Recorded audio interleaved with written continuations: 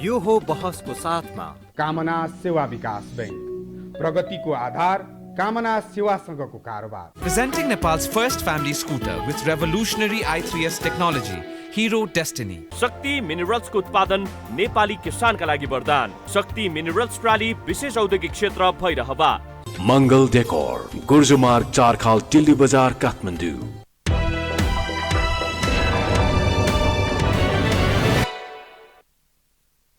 नमस्कार, यो बहसमा म यहाँहरूलाई हार्दिक स्वागत गर्दछु।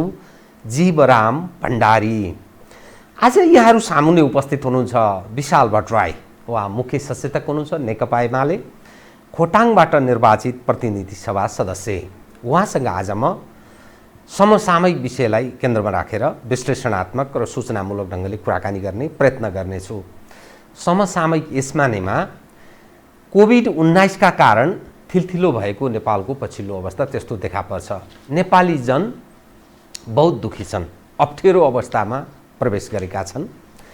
यस उप सरकार र खास गरी जनप्रतिनिधिहरूको भूमिका के आशा गरिएको थियो, कुन अवस्थामा छ, उहाँको एक खाले मूल्याङ्कन र उहाँको तर्फबाट अब निर्वाह हुनुपर्ने भूमिकाबारे उहाँको दृष्टिकोण पनि म आम दर्शकलाई पस्कने प्रयत्न गर्नेछु। त्यसै गरी सरकार, संविधानको धारा 76(3) अनुसारको यो सरकार, प्रधानमन्त्री केपी शर्मा ओलीले पुनः नियुक्त त हुनुभयो, तर अब बहुमत प्राप्त कसरी हुन्छ? किनभने 1 महिनाभित्र यो सरकारले सिद्ध गर्नुपर्छ मलाई विश्वासको मत छ यो संसदबाट भन्ने। यो कसरी सम्भव होला? 2, त्यसै गरी नेकपा एमाले जुन खतरनाक अवस्थामा प्रवेश गर्यो र अहिले एकताको निकटको अवस्थामा देखा पर्छ, अब कसरी एक भएर जान सक्ला? विविध विषय उठान गर्ने प्रयत्न गर्नेछु। सर्वप्रथम म उहाँलाई स्वागत गर्छु। स्वागत छ यहाँलाई। अब म सिधै विषयमा कहाँ प्रवेश गरेँ भने, तपाईहरू जनताका प्रतिनिधि अर्थात् आफ्नो अभिभावकको रूपमा मानिसले यसरी बुझ्दछन्। कोभिड-19 का कारण नेपाली जन सर्वाधिक दुखी छन्। जनप्रतिनिधिहरूको भूमिका अलि शून्य भयो कि शून्य यसमा नैमा ती जनप्रतिनिधिहरू यो पीडित दुखी नेपाली जनका लागि के गरिरहेका छन् भन्ने एउटा प्रश्न रह्यो। स्वयं तपाईँ पनि निर्वाचित एउटा प्रतिनिधि सभाको सदस्य भएको नाताले खोटाङ जिल्लाकै उदाहरण लिन सकिन्छ, अथवा सर्वत्र तपाईँ किनभने पार्टीको संसदीय दलको मुख्य सचेतक पनि भएको नाताले नेकपा एमालेको, त्यो समग्रमा हेर्दा कहाँ समस्या आइरहेको छ? समस्या त छ, बिना समस्या यो स्थिति छैन, त्राइमामको स्थिति छ। के भएको यो कोभिड महामारी? वास्तवमा यो कुनै एउटा देश विशेषमा नभएर, कुनै खास भूगोल विशेषमा नभएर वर्ल्ड वाइड रूपमा एउटा भयङ्कर महामारीको रूपमा आयो। 2019 को डिसेम्बर मसान्तका दिन देखा परेको यो रोग चाहिँ समयक्रममा संसारका सबै राष्ट्रहरूमा पुग्यो र कुनै देशहरू अछुतो हुन सकेनन्। प्रभावका हिसाबले घटी बेसी मात्रै भयो। पछिल्लो अवधिमा यो कोभिड-19 नयाँ भेरिएन्टको रूपमा दोस्रो लहरको रूपमा नेपालमा भित्रियो र दुर्भाग्यवश हाम्रो छिमेकी सँगको सिमानाहरू खुल्ला छन्। खुला सिमानाको कारणले पनि हाम्रा विविध कामले आवत जावत स्वाभाविक रूपमा त्यो रोकिँदैन। त्यसकारणले पनि हामी कहाँ एउटा भयावह समस्याको रूपमा देखा पर्यो र अहिले यति बेला हेर्दाखेरि चाहिँ हामीले कोभिडलाई सामना गर्नका लागि हामीले जे जस्ता हाम्रा तयारीहरू थिए ती अपर्याप्त जस्तो देखिएका छन्। जस्तो कि अक्सिजनको भयङ्कर अभाव छ। खोप हामीले बेलैमा ल्याउन त सक्यौँ, तर पनि जति नागरिकहरूलाई हामीले दिनु सक्नु पर्थ्यो त्यो मात्रामा अझै पनि दिन सकिरहेका अवस्था छैन। र अब स्वाभाविक छ कि महामारीको रूपमा आएको हुनाले यो रोगको निदानका लागि वा न्यूनीकरणका लागि, उपचारका लागि हामीसँग आवश्यक अत्यावश्यक सामग्रीहरू विश्व बजारमै अपर्याप्त छ। देश विदेश मात्रै होइन, संसारमा खास कुनै देशलाई मात्रै होइन, संसारलाई नै यो अपर्याप्त छ। यस्तो बेलामा सामग्री पाउन पनि अभाव छ, पैसा भएर पनि नपाउने स्थिति छ, सहयोग पाउन पनि गाह्रो छ। तर यस्तो बेलामा चाहिँ स्वाभाविक रूपमा देशले जति म्यानेज अहिले गरेको छ, हाम्रो स्टार्टिङ के थियो भने एउटा हामीले कोभिड टेस्ट गर्नका लागि पहिलो बिरामीलाई हामीले हङकङ पठाएका थियौँ। हामीसँग ल्याबको त्यत्रै ठुलो क्राइसिस थियो। अहिले हामीले देशका 87 ठाउँमा हामी यो टेस्ट गर्न सक्ने भएका छौँ। अब एउटा यो हाम्रो लागि एकदमै चाहिँ नि उल्लेख्य उपलब्धि नै हो। सँगसँगै के भने हजारौँ हजार चाहिँ क्वारेन्टाइनहरू, हजारौँ हजार चाहिँ आइसोलेसनहरू, त्यसै गरी चाहिँ हिजो अस्ति हामीसँग फिटिकै थिएन आइसियु बेडहरू, भेन्टिलेटरहरू कति थियो र हामीसँग, किनभने हामीले चाहिँ विशेष अवस्थाको लागि हाम्रो पूर्व तयारी थिएन। त्यस्तो बेलामा अहिले हामीले जुन जसरी म्यानेज गरेका छौँ त्यो ठिकै देखिन्छ, तर त्यो पनि अपर्याप्त छ, अघि मैले भनिहालेँ। र अहिले यस बेला चाहिँ खास गरी भन्यो भने तपाईँले प्रश्नमा सोध्नुभयो जस्तो जनप्रतिनिधि के गर्दैछन् भन्ने कुराको हकमा चाहिँ सिङ्गो राज्यको यो चुनौती स्वाभाविक रूपमा हामी सबै जनप्रतिनिधिको भएको। तर यस बेला नदेखिने एउटा पाटो के हो त भने मान्छेहरूको मूल्याङ्कनमा नपरेको पाटो भनेको चाहिँ स्थानीय र प्रदेश सरकार उनीहरूले के गर्दैछन् भन्ने कुराको माथि काठमाडौँबाट हेर्दा मान्छेले ध्यान नदिएको त्यो अनसिन जस्तो देखिन्छ। तर सर्वाधिक क्रियाशील र सर्वाधिक धेरै कामको जिम्मेवारी स्थानीय सरकारहरूले लिइरहेका छन्। अहिले गाउँ गाउँमा कोभिडको म्यानेज गर्ने कुरामा चाहिँ स्थानीय सरकारहरूले जुन व्यवस्थापन गरेका छन्, अभावका बिचमा, दुःखका बिचमा, समस्याका बिचमा गरेका छन्, त्यो उल्लेखनीय छ। त्यही कारणले पनि हामीले यतिको चाहिँ अहिलेसम्म म्यानेज गर्न सफल भएका छौँ। त्यसकारण अब मेरो एकछिनलाई मैले 2 मिनटमा मेरो दैनिकी बताउने हो भने जुरुको उठ्ने बित्तिकै फोन आउँछ, हामी एकदमै हाम्रो आफन्त एकदमै बिरामी हुनुभयो तर अक्सिजन छैन, अर्कोले भन्छ आइसियु बेड पाइएन, अर्कोले भन्छ भेन्टिलेटर पाइएन, अर्कोले भन्छ हेलिकप्टर आएदेखि अहिले म चाहिँ काठमाडौँ जान्थेँ अथवा चाहिँ अस्पताल जान्थेँ। अस्पतालमा गएर बिरामी हेर्न पनि अप्ठ्यारो छ, तर पनि मान्छेहरू बाहिर यत्रतत्र कुर्सीमा बसेर पिर्कामा बसेर उपचार गराइरहनु पर्ने स्थिति देखिन्छ यो। त्यसकारण हामी यति पीडित छौँ कि अघिल्लोपल्टको क्राइसिसको बेला मैले 1000 खोटाङेहरूलाई राहत वितरण गरेँ। अहिले मान्छेले राहत पनि मागिरहेका छैनन्। अहिले के भने खालि बिरामीले उपचार गर्न पाए हुन्थ्यो भनिरहेका छन्। यो बेला चाहिँ वास्तवमा हामी आफै पनि साह्रै ठुलो पीडा छ। हेर्दा हेर्दै मान्छे मरेको समाचार सुन्नुपर्ने, हेर्दा हेर्दै गर्दै मान्छेहरू बितिरहेका छन्। धेरै ठुलो पीडा छ, तर पनि व्यापक मात्रामा हामी आधा समय यो बिरामीहरूको व्यवस्थापनमा हामीले लगाएका छौँ। त यसको अर्थ जो तपाईँलाई जुन खाले सन्देश आउँछ या मेरो यसो गरिदिनु पर्यो, यो ख्याल गरिदिनु पर्यो, बिहानैदेखि जो घन्टी बज्छ फोनको भन्नुभयो नि, समस्या त छ। यो न्यू भेरिएन्टको पनि अहिले विषय बनेको छ, दोस्रो वेभ छ। त्यस अनुरूपको तयारीमा राज्य संयन्त्र चुकेको भन्ने अर्थ लाग्छ नि त। यहाँ काहीँ न काहीँ समस्या रह्यो, देखियो। असफलताको कडीको रूपमा हेर्न सकिँदैन यसलाई? सकिन्छ। एक हिसाबले भन्नुपर्दाखेरि हामी मात्रै होइन, सबै नै असफल हो। किनभने यो 81 आइलागेको एउटा अचानक आइलागेको समस्या भएको कारणले अब राम्रोसँगले पूर्व तयारी कसैको पनि थिएन। अब अलिक कुशलतापूर्वक यसलाई व्यवस्थापन चाइनाले गरेको देखिन्छ, किनभने उनीहरूकैबाट सुरु भयो। तर अहिले त्यहाँ खास ठुलो समस्या देखिँदैन। ठुलो मात्रामा चाहिँ खोपहरू उत्पादन गरेर सबै नागरिकलाई उपलब्ध गराएको स्थिति पनि छ। तर हामीले पनि के भने हामी कहाँ अब खोप उत्पादनको कुनै सम्भावनै थिएन। हामीले त्यतातिर ट्राई पनि गरिएन र अरू देशहरूले खोप उत्पादन गरे। खोप उत्पादन गर्ने बित्तिकै हामीले वास्तवमा हामी कहाँ नेपालमा हामीले दक्षिण एसियामा खोप ल्याउने राष्ट्र हाम्रो दोस्रो हो। भारत आफै उत्पादक भइहाल्यो। हामीले त्यहाँबाट चाहिँ कोभिसिल्ड खोप ल्यायौँ र वास्तवमा भारतले हामीलाई 10 लाख चाहिँ हामीलाई उपलब्ध पनि गरायो। 10 लाख खोप हामीले 10 लाखको लागि पैसा पनि बुझायौँ थप ल्याउनका लागि।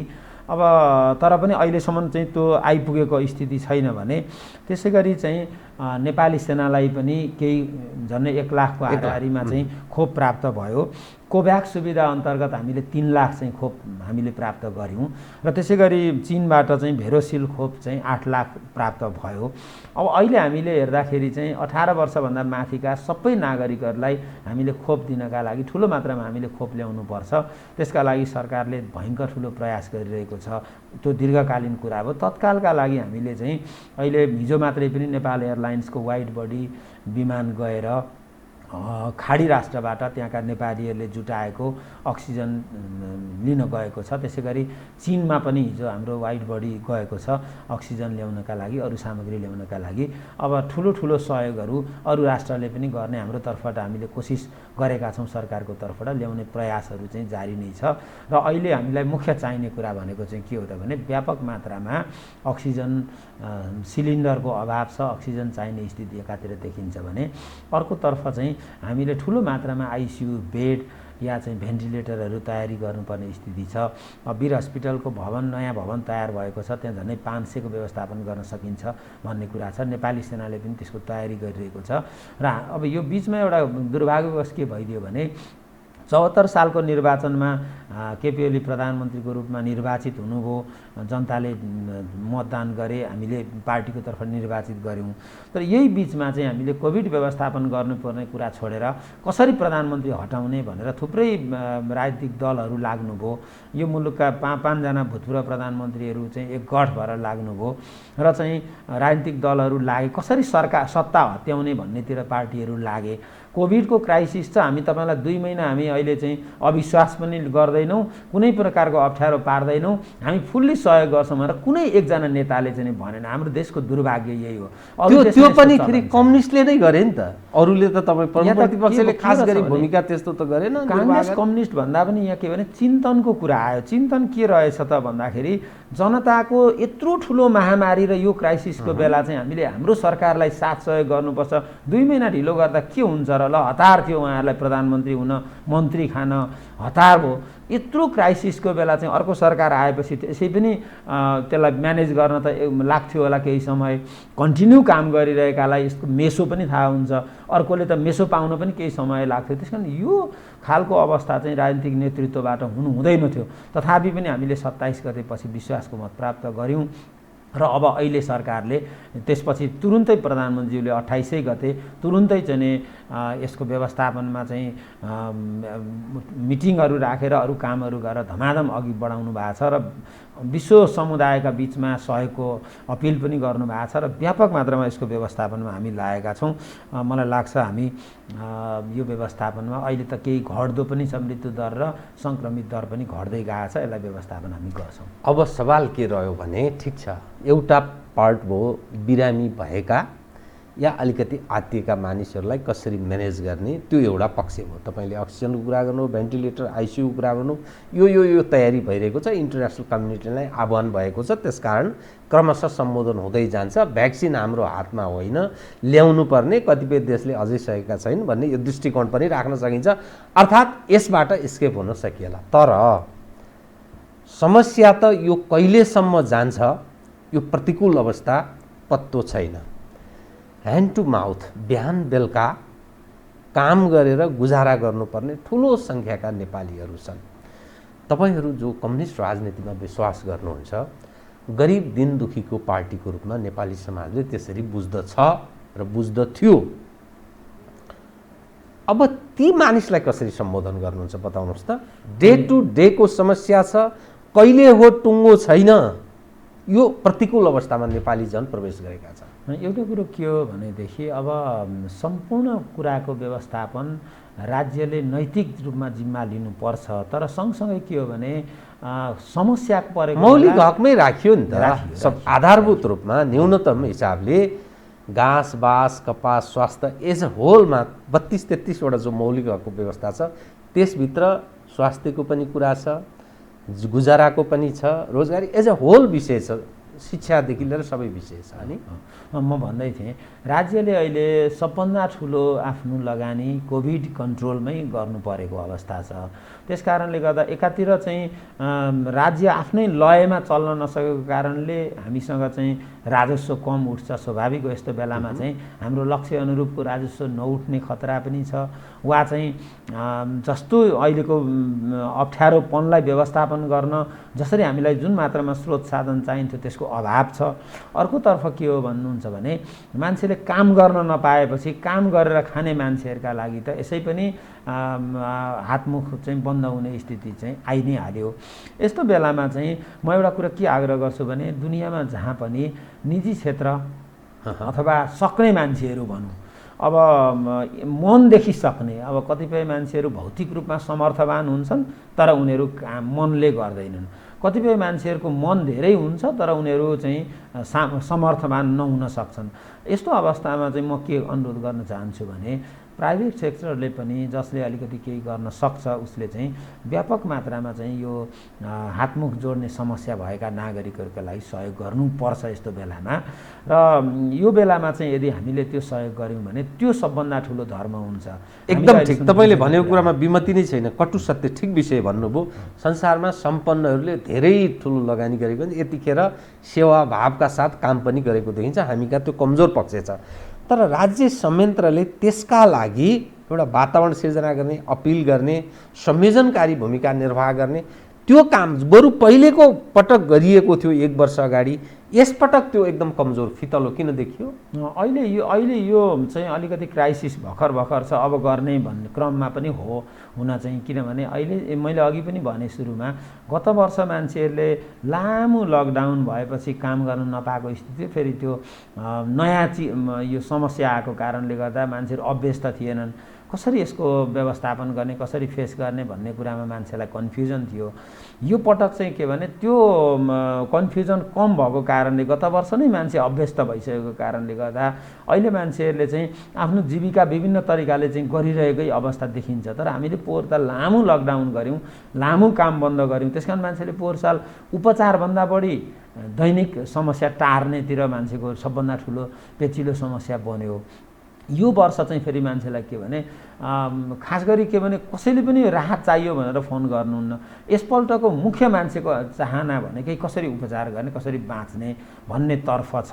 त्यसकारण कतै त्यो स्वर दबिएको त छैन। त्यो जो मानिसको हामी कुरा गरिरहेका छौँ, निमुखा मानिस छन्, बिहान बेलुका कसरी गुजारा गर्ने जो भनिएका मानिस छन्, ती मानिसहरू भुतुभुतु मरि त रहेका छैनन्। तिनलाई कतै सम्बोधन नभएर बिचल्लीमा परेर एकदम भयावह स्थितिबाट गुज्रि त रहेका छैनन्। त्यो हेर्ने संयन्त्र त छ हाम्रो देशमा, त्यो चाहिँ छैन। अहिलेसम्म चाहिँ खानै नपाएर मरेको स्थिति भन्ने त हामीले सुनेका छैनौँ र त्यो देखिँदैन। अर्को एउटा नेपालीहरूको एउटा राम्रो बानी के हो भने कसै न कसैले त छिमेकमा कोही मान्छे खानै नपाएर हातमुख जोड्नै समस्या भएर बिचल्नीमा छ भने उसले टुलु हेर्दैन। त्यसकारण कुनै न कुनै संयन्त्रमा अहिले मिडिया यति शक्तिशाली छ, सोसियल मिडिया यति शक्तिशाली छ, हामी कहाँ एउटा चाहिँ के भने मानवता भन्ने चिज चाहिँ सबैको मनमा चाहिँ जरो गाडेर बसेको छ। यस्तो बेलामा मान्छेले त्यस्तो समस्या आयो भने पक्कै पनि बाहिर उजागर हुन्छ, त्यो हामी अवश्य पनि थाहा पाउँछौँ। त्यस्तो बेलामा चाहिँ राज्यले वा अरू कसैले नागरिकहरूले पनि सहयोग गर्छ नि, त्यस्तो सुनेको छैन। तर अब त्यो समस्या नआउला भन्न चाहिँ सकिन्न, किनभने यो कतिन्जेल जान्छ। अघि तपाईँले भन्नुभयो यस्तो लङ टर्म जान पनि सक्छ। यस्तो अवस्थामा चाहिँ बिस्तारै यो समस्या चाहिँ बढेर जान सक्छ। त्यसका लागि अहिलेदेखि नै हामीले ध्यान दिनु जरुरी चाहिँ छ।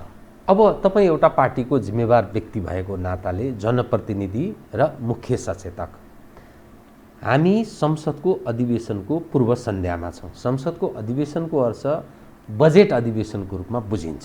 बर्खे जो अधिवेशन छ, यो जुन सङ्कटको स्थिति छ, नेपाली जनमा एउटा समस्या छ, त्यो बजेटको प्राथमिकताको विषय अलिकति बताइदिनुहोस् न तपाईँ। किनभने जुन जिम्मेवारीमा हुनुहुन्छ, कस्तो ढङ्गको बन्नुपर्छ, विगतका बजेटहरूबाट नेपालीहरूले अत्यन्त नकारात्मक धारणा राखे, सम्बोधन त्यस अनुरूपको भएन भन्ने दृष्टिकोण राखे।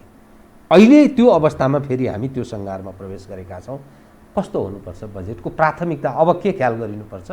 हामी कहाँ बजेटको एउटा हिस्ट्री के हो भन्नुहुन्छ भने जहिले हामीले बजेटको प्राथमिकतामा गरिबी निवारण भनेर राख्यौँ। पहिला हामीले चाहिँ 13औं योजनामा आइपुग्दासम्म पनि लगातार रूपमा हाम्रो प्राथमिकता गरिबी निवारण भन्ने भयो। पछाडि हामीले त्यसलाई शब्द अलिकति सच्याएर गरिबी न्यूनीकरण भन्नेतर्फ लाग्यौँ, किनभने निवारणै चाहिँ कतिको सम्भव छ त भन्दा यसलाई न्यूनीकरण गर्नेमा लागौँ भन्ने व्यावहारिक हिसाबले। अब आजको यतिखेरको यथार्थताको कुरा गर्ने हो भने हामीले आजको पहिलो प्राथमिकता चाहिँ कोभिड कन्ट्रोलमै दिनुपर्छ राज्यले। यदि हामीले त्यो गर्न सकेनौँ भने जनताको जीवकै रक्षा भएन, जीवनकै रक्षा भएन भने अरू चिजहरू त वास्तवमा तपसिलका कुरा हुन्। एकछिनलाई हामीले ठुला पूर्वाधार बनायौँ, तर त्यो पूर्वाधार उपयोग गर्ने मान्छे भएनन् भने के अर्थ भयो र? त्यसकारण आजको हाम्रो पहिलो प्राथमिकता भनेको चाहिँ कोभिड कन्ट्रोलमै हुनुपर्छ हाम्रो, अथवा स्वास्थ्यको संरचनाहरूलाई स्ट्रेन्थेन गर्नुपर्छ, या भनौँ आजको हाम्रो विद्यमान जुन स्वास्थ्यको संरचना सेवा सुविधा छ त्यसलाई बलियो बनाउने काममै नै हामीले पहिलो प्राथमिकता दिनुपर्छ। दोस्रो कुरो के हो भन्नुहुन्छ भने हामीले लामो समयदेखि ठुला आयोजनाहरू, गौरवका आयोजनाको नामाकरण गरेर हामी निरन्तर ती यो आयोजनामा प्राथमिकता दिएका छौँ। ती आयोजनाले वास्तवमा नेपालको गौरव पनि बढाएका छन्। जस्तो कि लामो समयदेखि झन्डै 3 दशक हुन लागेको थियो मेलम्चीको पानी काठमाडौँमा आएर अहिले कोही काठमाडौँको नागरिकहरूले हामी कहाँ पानी आएन भन्दैन।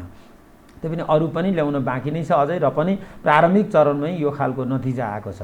त्यसै गरी माथिल्लो तामाकोशी जलविद्युत आयोजना वास्तवमा नेपालको सबभन्दा ठुलो 456 मेगावाटको जलविद्युत आयोजना हो। त्यो आयोजना चाहिँ सम्पन्न हुने चरणमा छ र अब झन्डै उद्घाटनको उत्पादन दिने चरणमा पुगेको छ। त्यो एकदमै सुखद कुरा हो।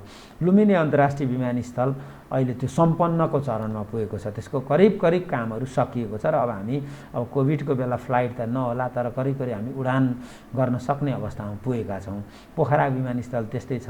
अरू थुप्रै आयोजनाहरू राष्ट्रिय महत्त्व सरकारले के काम गर्यो भन्ने तपाईले फेरि मैले भनेको के भने यिनलाई गरेको छ सरकारले भन्ने अर्थ खोजेको होइन, यिनलाई सम्पन्न गर्नुपर्ने छ भन्न खोजेको। अब हामीले बजेटमा यी आयोजनाहरू सम्पन्न गर्न पनि प्राथमिकताका साथ छुट्याउनुपर्छ। लामो समयदेखि हामीले बजेटको सबभन्दा ठुलो अंश छुट्याएको शिक्षा क्षेत्रमा हो र यो पल्ट पनि हामीले शिक्षामा ठुलो मात्रामा बजेट चाहिँ छुट्याउनै पर्छ, किनभने शिक्षा क्षेत्र एउटा लामो चाहिँ भविष्य बोकेको क्षेत्र हो र आज हामीले गरेको लगानीको नतिजा धेरै दशकपछि देखिने नतिजा हो। देश सपार्नका लागि यो अत्यावश्यक कुरा हो र यस्तै प्राथमिकताहरूका साथ हामीले चाहिँ बजेटहरू विनियोजन यसपल्ट गर्नुपर्छ र बजेट अधिवेशन आउँदैछ। अब हामी छिटै संसदको अधिवेशन बोलाउँछौँ। छिटै भनेको कुनै सालाखाला केही त्यस्तो छ? कहिलेतिर प्रारम्भ होला? अब बोलाउने अब केही दिनमा निर्णय हुन्छ। निर्णय भएको अब हामीले चाहिँ 2-4 दिनभित्र त बोलाउनै पर्छ। अब हामीसँग समय अत्यन्तै सीमित छ, किनभने यो बिचमा विश्वासको मतका कारणले गर्दा अलिकति राजनीतिक गिजोलियो, नत्र भने यतिखेर संसदको अधिवेशन हामी बोलाएर चलाइ पनि सक्थ्यौँ होला।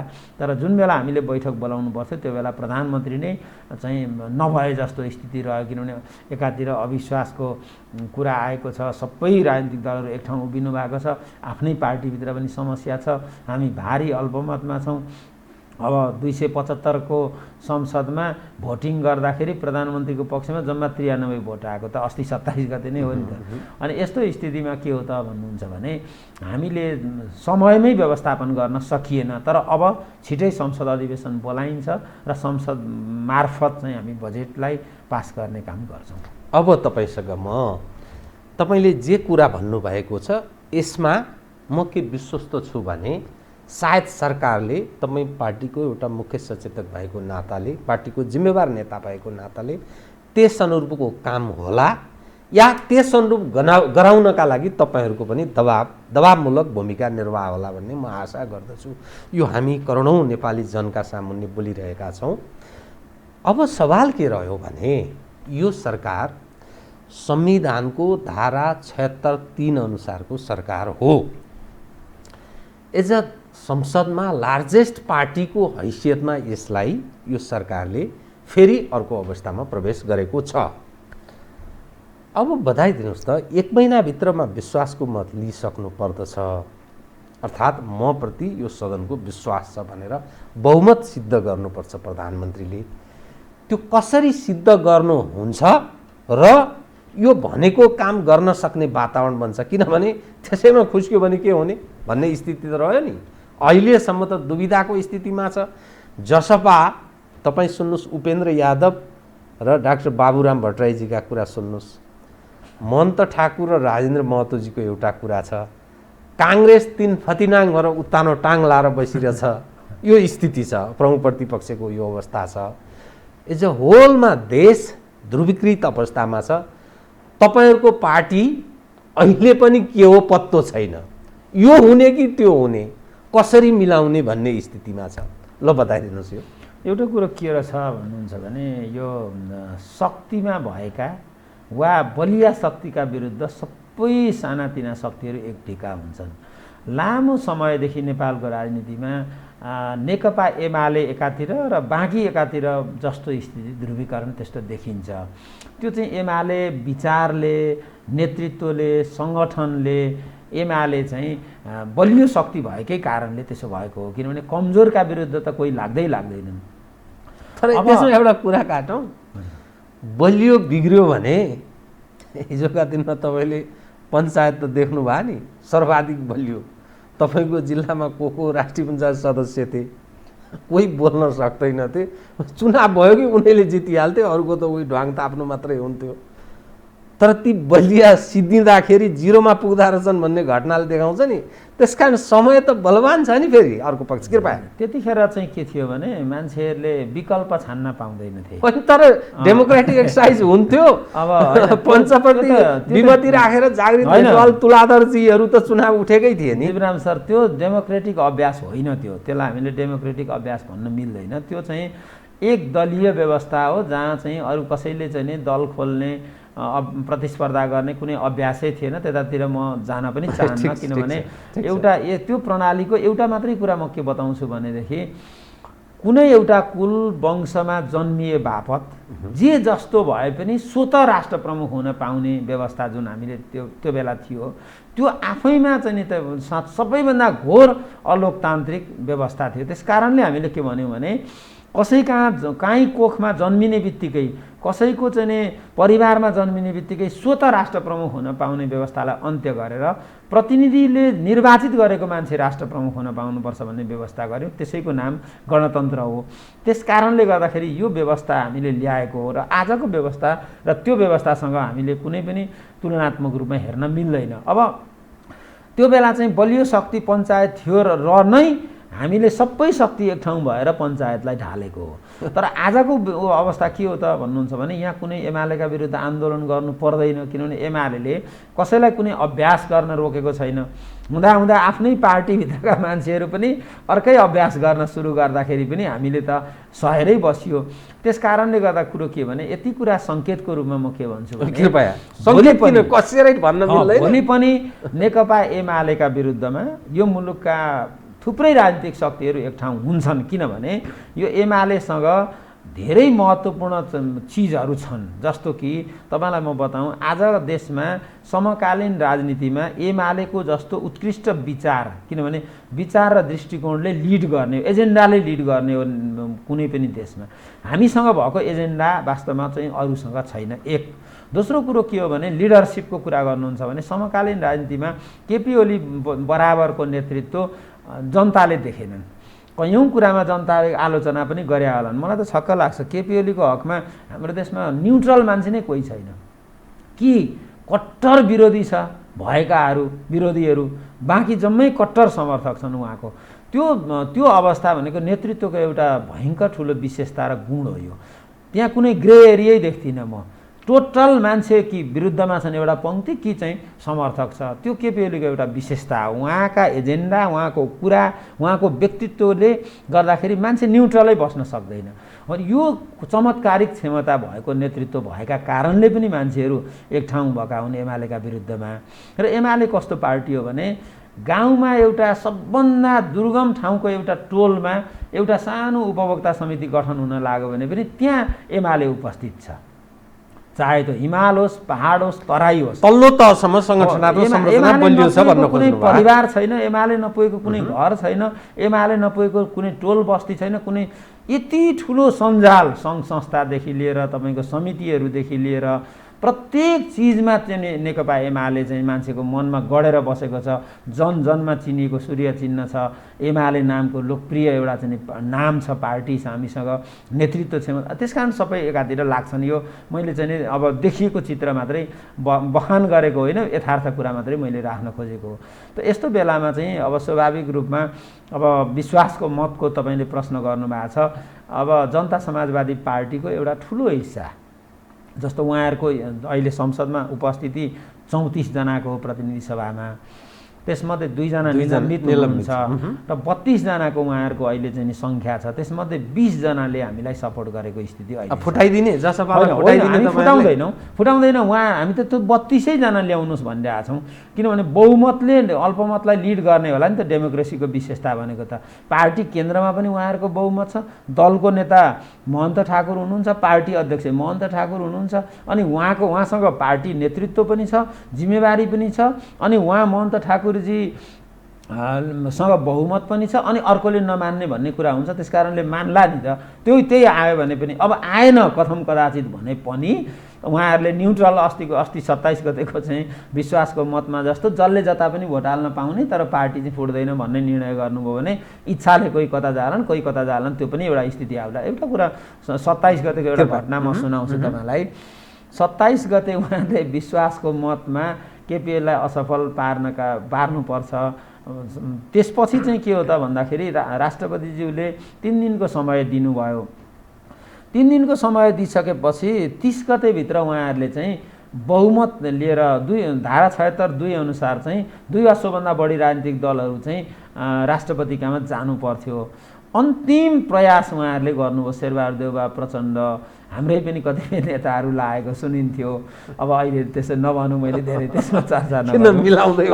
अब मिलाउँछौँ। अब के भने लास्टमा उहाँहरूले महन्त ठाकुरलाई बेलुका अब 9 बजेसम्म बुझाइसक्नुपर्छ, 7 बजेसम्म केही टुङ्गो छैन, पुग्दैन। लास्टमा महन्तजी तपाईँ प्रधानमन्त्री बनिदिनु पर्यो। शेरबहादुरजीहरूले प्रस्ताव गर्नु, शेरबहादुर प्रचण्डजीहरूले। उहाँ प्रचण्डजी त प्रधानमन्त्री हुन उहिल्यै खोज्नु भएको, त्यो त केपीएलले पहिल्यै भन्नुभएको थियो। प्रधानमन्त्री हुने त कल्पना नगरौँ भन्नुभएको थियो र उहाँले एउटा पहिल्यै उद्घोष गर्नुभएको थियो। प्रतिनिधि सभा पुनर्स्थापित भइगयो भने हल बाँधेर प्रधानमन्त्री हुन उहाँहरू उत्तर दक्षिण सारा खोज्न हिँड्नुहुन्छ। कहीँ नपाएपछि त्यो अन्तिममा म कहाँ आउन पनि सक्छ भन्नुभएको थियो पहिल्यै। नभन्दै त्यस्तै स्थिति पनि भयो। प्रधानमन्त्री बन्ने प्रचण्डका बाटा त अब बन्दै भइगयो। अनि शेरबहादुर देउवालाई अघि सार्नुभयो, त्यो पनि बन्द भइसकेपछि लास्टमा महन्त ठाकुरजीलाई कसरी खेल्ने त भन्दाखेरि चाहिँ महन्त ठाकुरलाई पनि भड्काउन सकिन्छ कि भनेर महन्तजीले के भन्नु भने म त इमान्दार सोझो मान्छे हो, बोलिसकेँ, अब प्रधानमन्त्रीको ललिपपमा म फस्दिनँ, तपाईँहरू प्रयास गर्नुहोस्, म तपाईँहरूलाई साथ दिन सक्दिनँ भनेर भनिदिनु भयो। उहाँहरू तिनचित खानुभयो। कुरो के हो भने कोसिसहरू यसरी एमालेका विरुद्धमा केपीएलका विरुद्धमा सबै खाले शक्तिहरू लागेको छ। तर एउटा कुरा तपाईँलाई आज म घोषणा पनि कृपया बताउनुहोस् न। अहिले मात्रै होइन, हामीले केपीओलीको नेतृत्व पाउन्जेल नेकपा एमाले अपराजित यात्रामा छ। अपराजित यात्रामा छ। अब म किन भन्दाखेरि 2-3टा कारणले अपराजित यात्रामा छ।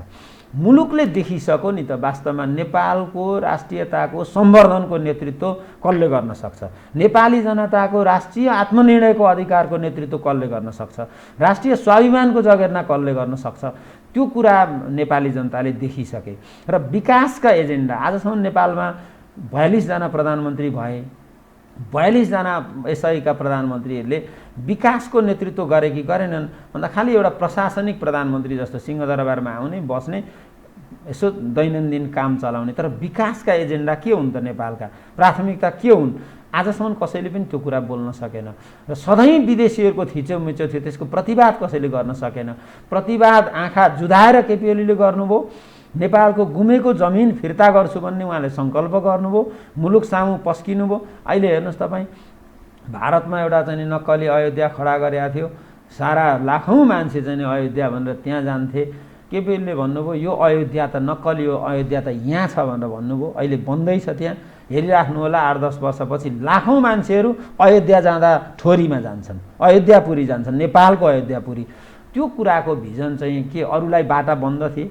बालुवाटारमा 30 वर्षदेखि नेपालको चाहिँ 141 रोपनी जमिन दिन दहाडै मान्छेले लुटेका थिए। फिर्ता गर्न यसभन्दा अगाडिका 12 जना प्रधानमन्त्रीलाई कसले रोकेको थियो होला, फिर्ता गर्न सकिन्थ्यो होला नि, कसैले पनि गर्न सक्नु भएन। नगर्ने 100औं वर्षदेखि हाम्रो जमिन गुमेको छ, नक्सा गायब बनाइएको छ, अरूको फौज उपस्थित छ, कसैले प्रतिवाद गर्नु नपर्ने। अनि त्यस कारणले गर्दा मुलुकले आज के भन्दैछ त भने केपीओली जतिको नेता छैन, एमाले जतिको भिजन भएको पार्टी छैन, दृष्टिकोण भएको पार्टी छैन भनेर मुलुकले भन्दैछ। त्यसकारण मैले भन्दैछु एमाले अपराजित यात्रामा छ।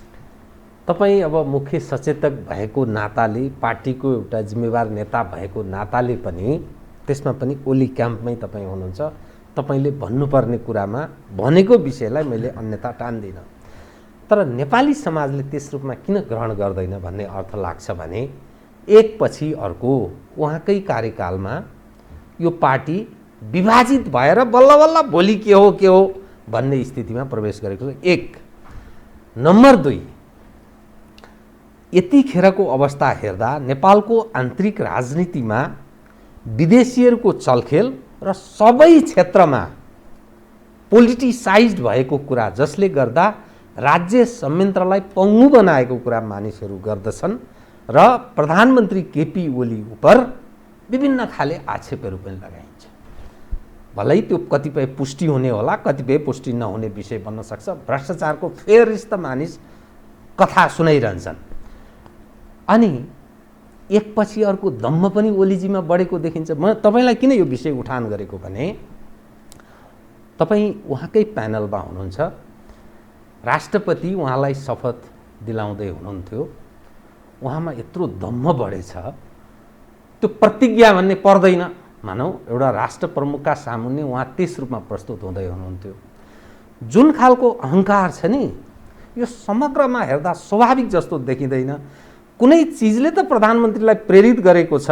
मानिस भन्छन् यो विनाशकाली विपरीत बुद्धि, यो स्थितिको पनि मानिस कुरा गर्छन्। तपाईँ यो एङ्गलबाट हेर्नुहोस् त, तपाईँले भनेको कुरामा अन्यथा ठान्दिने, यसलाई के ठान्नुहुन्छ, के भन्नुहुन्छ? एउटा कुरो के हो भन्नुहुन्छ भने अब मान्छेहरू ठुलो जिम्मेवारीमा बसेका मान्छेहरूले कहाँनिर के गर्छन्, अब वाच सबैले गरेकै हुन्छन्।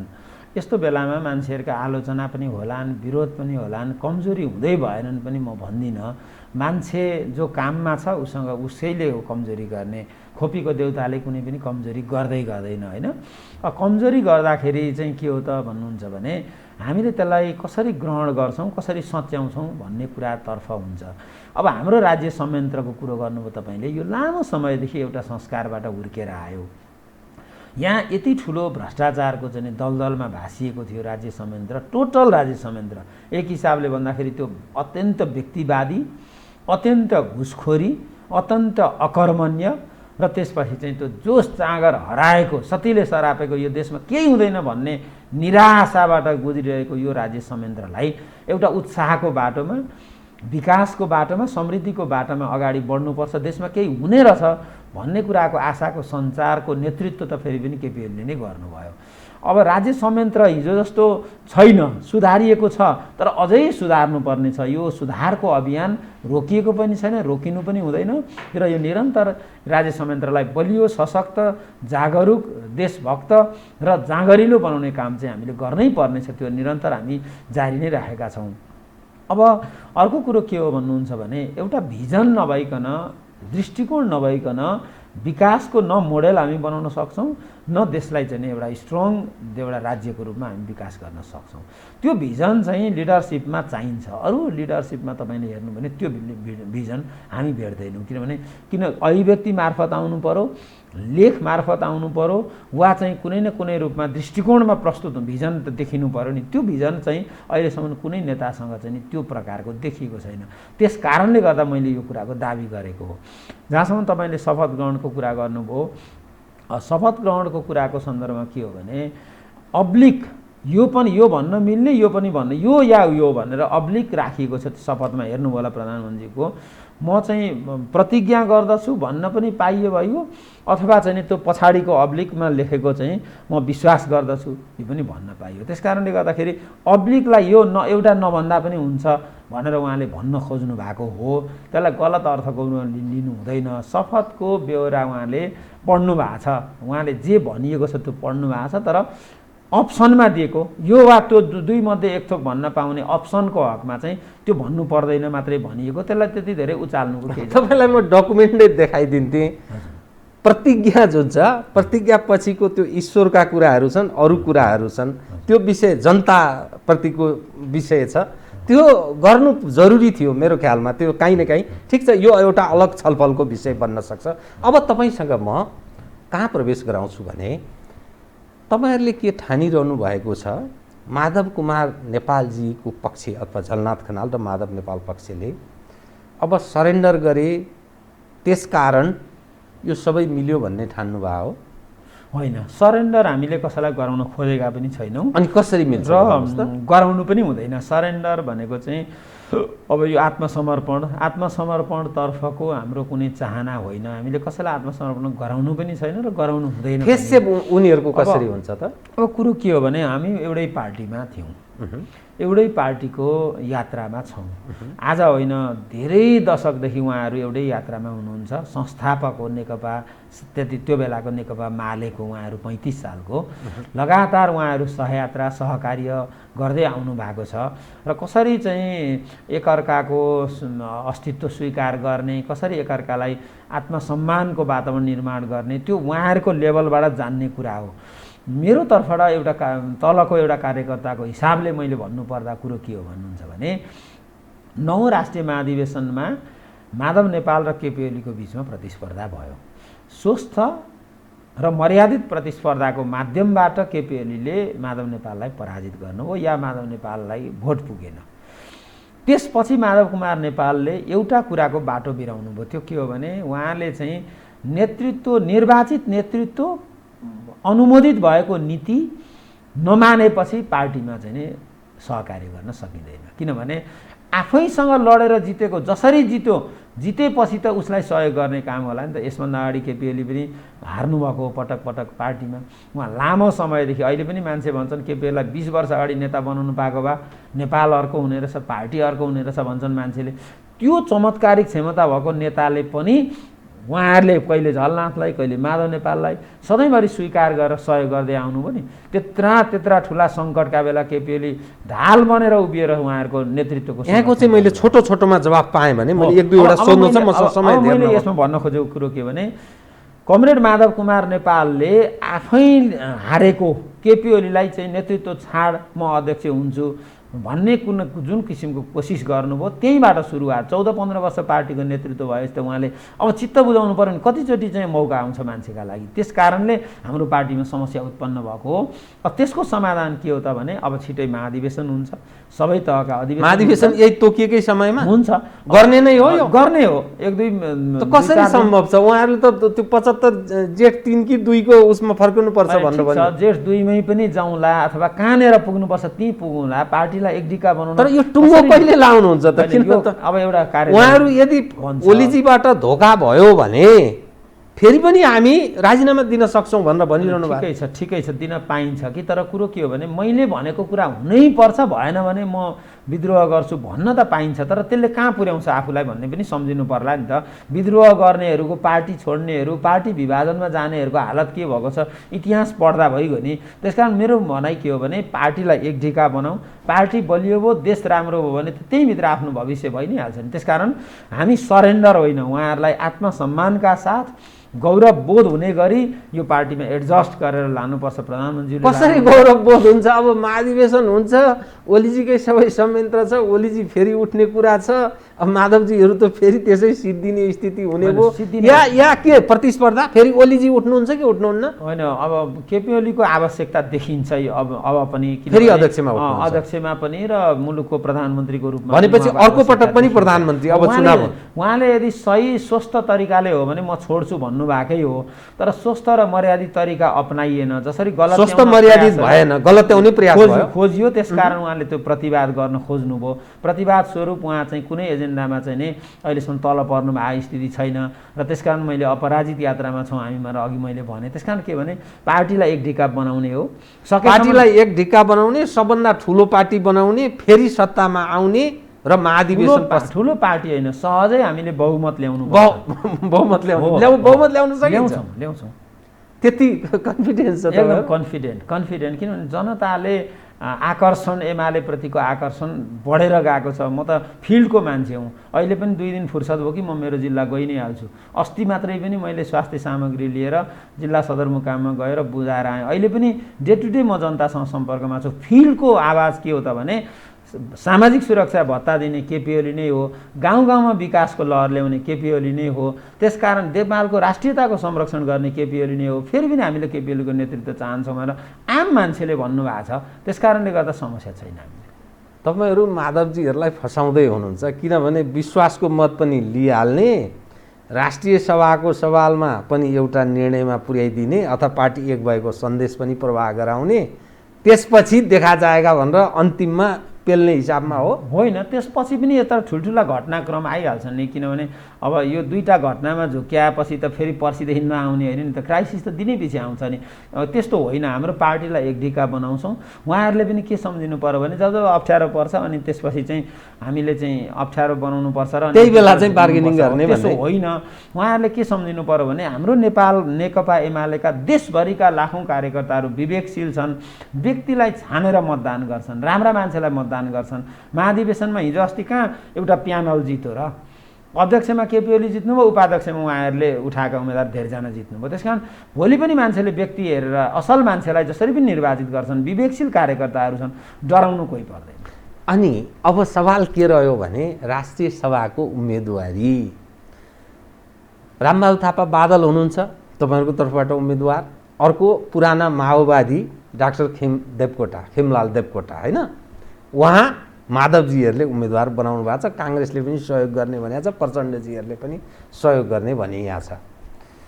अब यो के कसरी मिलाउनुहुन्छ? यो को हो तपाईँहरूको उम्मेदवार? अब यो पछिल्लो सन्दर्भसँगै राजनीतिमा जुन परिवर्तन आयो नि, तपाईँहरू बिच एकताको निकटको स्थितिमा प्रवेश गरेसँगै अब के त? अब एउटा कुरो क्लियर के छ भने सूर्य चिन्ह लिएर कमरेड रामबहादुर थापा बादल जो आज गृहमन्त्री पनि हुनुहुन्छ, उहाँ हाम्रो तर्फबाट उम्मेदवार भइसक्नु भएको स्थितिमा अरू स्वतन्त्र उम्मेदवार व्यक्तिगत उम्मेदवारीको पछि लाग्ने कुरा हुँदैन।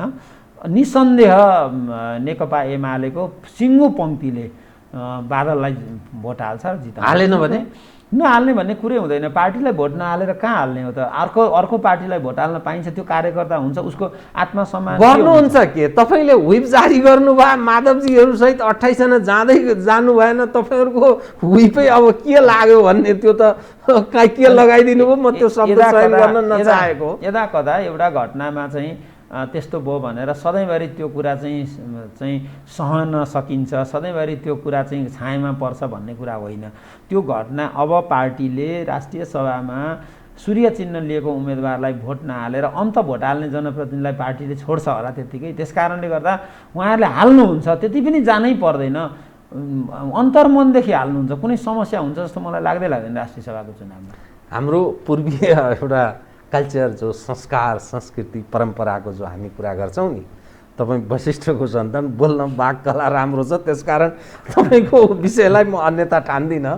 तर यत्रो प्रतिकूल अवस्था, सिङ्गो यत्रो देशमा कम्युनिस्टहरूको वर्चस्व, नेपाली जनले 64-65% मत जाहेर गरेको, तर लथालिङ्ग भत्ताभङ्ग भएको कम्युनिस्टहरूको यो पछिल्लो अवस्था, यसका बावजुद पनि आगामी चुनावमा बहुमत ल्याउन सकिन्छ, अपराजित यात्रामा हामी छौँ, हामी त यसै जित्छौँ भन्ने जो कन्फिडेन्स छ नि, मलाई चाहिँ आश्चर्य लाग्यो। उता काङ्ग्रेस कत्रो प्रसन्न छ, कुन दिन चुनाव चाँडो होला र हामी भ्याइहालौँला भनेर ऊ बिचरा दङ्ग परेर बसेको छ। तपाईँ अहिले निराश बनाइरहनु भएको छ, के भने?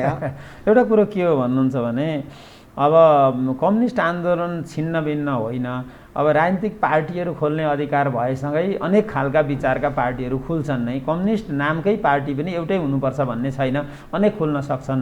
खास गरी 74 सालको निर्वाचनको पूर्व सन्ध्यामा केपी ओलीले यो कम्युनिस्ट आन्दोलनलाई एक ढिका बनाउन प्रयास गर्न सकिन्छ कि, प्रचण्डहरूलाई रूपान्तरण गर्न सकिन्छ कि, माओवादीहरूलाई चाहिँ यो डेमोक्रेटिक लाइनमा ल्याउन सकिन्छ कि भनेर एउटा प्रयास गर्नुभयो। त्यो सहकार्य सफल भएन। सफल यसकारण भएन कि आजसम्म प्रचण्डले कसैलाई पनि नेता मानेर तल बसेको रेकर्ड छैन। 34 वर्ष भयो। त्यसकारण उहाँलाई यो 2-3 वर्ष साह्रै सकस भयो केपी ओलीको नेतृत्व। उहाँले आफूभन्दा माथि त कसैलाई स्वीकार नै नसक्नु हुँदो रहेछ। उहाँको त्यो कल्चरै रहेछ, उहाँको त्यो एक किसिमको जबरजस्त। त्यस कारणले गर्दाखेरि अरूलाई बा गलत्याउनुहुन्थ्यो होला, उहाँले केपी ओलीलाई नसकेको हो। अब चाहिँ एकता गरिँदैन, चेत्नुभयो तपाईँ? अब त के हो भने अब तत्कालका लागि त माओवादीसँग कुनै पनि प्रकारको एकता सम्भव छैन। चुनावी गठबन्धन, चुनावी तालमेल अहिले माओवादीसँग हाम्रो कुनै पनि हालतमा सम्भव छैन, किनभने उहाँसँगको सहकार्य दूरी बढाउने असफल भयो। प्रचण्डजी र काङ्ग्रेस मिल्ला नि त फेरि तपाईँहरूलाई कुवा पार्नु। उहाँले त काहीँ न काहीँ नमिलिकन जित्नुहुन्न। त्यसकारण काहीँ न काहीँ त टाँसिनु होला, किनभने छोरी जिताउनका लागि भएर भरतपुरमा त्यत्रो काङ्ग्रेससँग चाहिँ नि उहाँले सहकार्य गरेको हामी जम्मैलाई थाहै छ। त्यस कारणले काहीँ न काहीँ नटाँसी त उहाँको कुनै उपाय नै छैन। कहीँ टाँसिनु होला मलाई जहाँसम्म लाग्छ। अब यतै टाँसिन आउनुभयो भने पनि हिजोको जस्तो उहाँको नेतृत्वको माओवादीसँग होइन, नेतृत्व बदलेर आउनुभयो, चिन्तन बदलेर आउनुभयो, संस्कार बदलेर आउनुभयो भने मात्रै हो, नभए नेकपा एमालेसँग उहाँको सहयात्रा तत्कालका लागि सम्भव छैन। अनि जसपाको एउटा पक्षले तपाईँलाई सहयोग गरिरहेछ, राप्रपा तपाईँहरूलाई सहयोग गर्न तयार छ, घोषणै गरिसक्यो यो चुनावमा पनि रामबहादुर थापाजीलाई मत जाहेर गर्ने भनेर। उहाँहरूसँग चाहिँ केही छ कि होइन? हाम्रो केही छैन। हाम्रो एजेन्डामा साथ दिनेहरूले हामीलाई सघाउनुहुन्छ। हाम्रो एजेन्डा पहिला मुख्य कुरा अघि पनि मैले त्यो कुरा जोड गरिरहेको छु, प्रत्येक चिजमा हाम्रा एमालेका एजेन्डा छन्। हामी दृष्टिविहीन तरिकाले, दृष्टिकोण नभइकन बिना यत्तिकै तपाईँको चाहिँ कसैसँग सहयात्रा पदको बाँडफाँडमा मात्रै होइन, एजेन्डासहित हाम्रा विकासका एजेन्डा, समृद्धिका एजेन्डा वा नेपाल बनाउने हाम्रो जुन एजेन्डा छन् त्यसमा कन्भिन्स हुनेहरूलाई हामी चाहिँ सहयात्रामा लिएर आइन्छ। सर, तपाईँ पार्टीको जिम्मेवार भएको नाताले म कार्यक्रमको ठिक अन्त्यमा मसँग समय भएन कि मलाई सिग्नल आइसकेको छ, एक विषय चाहिँ बताइदिनुहोस्। तपाईँहरूमाथि गम्भीर आरोप एकपछि अर्को के लागिरहेछ भने समग्रमा प्रशासनिक संयन्त्रलाई राजनीतिक एउटा यो भागबन्डामा लगाइदिनु भयो। विभिन्न संवैधानिक अङ्गहरू कार्यकर्ताको भर्ती केन्द्र बने यी यावत तर यो राजदूतहरूको जुन ढङ्गले चयन भयो, सिफारिस भयो, त्यो हेर्दाखेरि कूटनीतिक क्षेत्रका मानिसहरू बहुत निराश छन्। यो टोटल कार्यकर्ता क्याडर बेसमा गयो, त्यस्तो व्यक्तिहरू जसले दूतावासमै गएर यो कूटनीतिको कखरा सिक्नेछन्, यो चाहिँ अत्यन्त बेइज्जत भयो देशको भन्ने दृष्टिकोण कूटनीतिक वृत्तका मानिसहरूको चर्चाको विषय छ। तपाईँहरू महसुस गर्नुहुन्न यस्तो कुरामा? राज्यको प्रतिनिधि, एउटा देशको प्रतिनिधि, सरकारको होइन नि, देशकै प्रतिनिधिको रूपमा ऊ जाँदछ, तर उसले त्यसरी बुझ्ने त्यो ल्याकत राख्दैन। स्खलितको हाम्रो चरम रूप हुन थालेको होइन?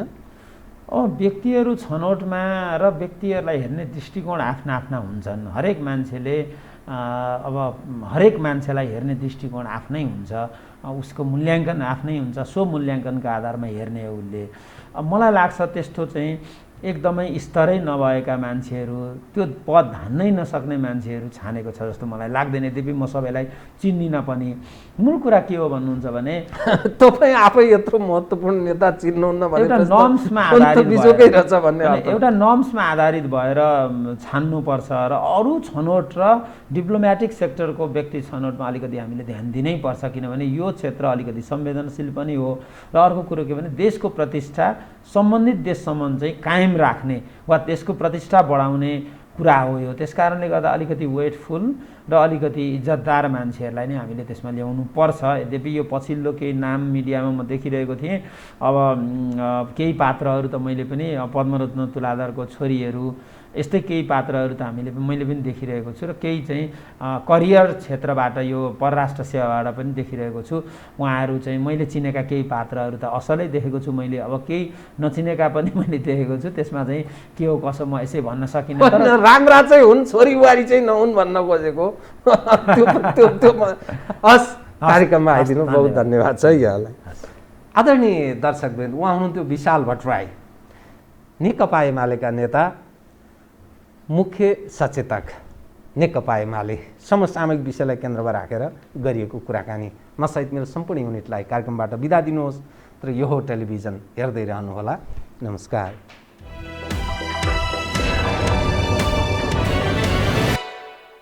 यो हो बहसको साथमा कामना सेवा विकास बैंक, प्रगतिको आधार कामना सेवासँगको कारोबार। Presenting Nepal's first family scooter with revolutionary i3S technology, Hero Destiny. शक्ति मिनरल्सको उत्पादन नेपाली किसानका लागि वरदान। शक्ति मिनरल्स प्रणाली विशेष औद्योगिक क्षेत्र भैरहवा। मङ्गल डेकोर, गुर्जुमार्ग 4 खाल टिल्ली बजार, काठमाडौँ।